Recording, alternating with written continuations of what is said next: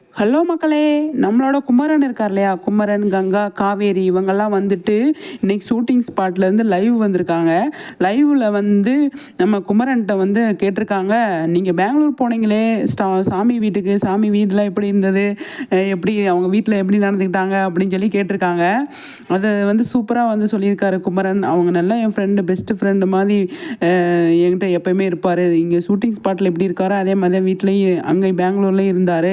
அவங்க அம்மா அவங்க அப்பாலாம் அவ்வளோ ஸ்வீட்டு, அவ்வளோ நல்லா பேசினாங்க, செம்மையாக இருந்தது. நாங்கள் நல்லா டான்ஸ் பண்ணோம். அடுத்தடுத்த வீடியோலாம் உங்களுக்கு பாருங்களேன், செம்ம டான்ஸ். நானும் விஜயும் சுவாமியும் இது டான்ஸ் பண்ண வீடியோலாம் உங்களுக்கு வரும், நல்லா என்ஜாய் பண்ணுங்கள் அப்படின்னு சொல்லிட்டு நம்மளோட குமரன் வந்து சொல்லியிருக்காருங்க லைவில்.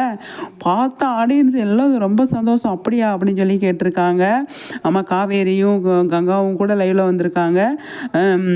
விஜய் வீட்டில் வந்து நல்லா பார்த்துக்கிட்டாங்க அப்படின்னு சொல்லி குமரன் சொன்னார் இல்லையா, அது வந்து அவ்வளோ நல்லா இருந்தது. அவங்க ஷூட்டிங் ஸ்பாட்லேயே நல்லா வந்து சூப்பராக பழகுவார். எனக்கு ஒரு பிரதர் மாதிரி தான் அவர். எப்பயுமே ஷூட்டிங் ஸ்பாட்டில் மட்டும் அவர் கிடையாது, வீட்லேயும் நல்லா வந்து அவ்வளோ இதாக இது பண்ணாங்க, அவ்வளோ சூப்பராக பார்த்துக்கிட்டாங்க அப்படின்னு சொல்லிட்டு வந்து நம்மளோட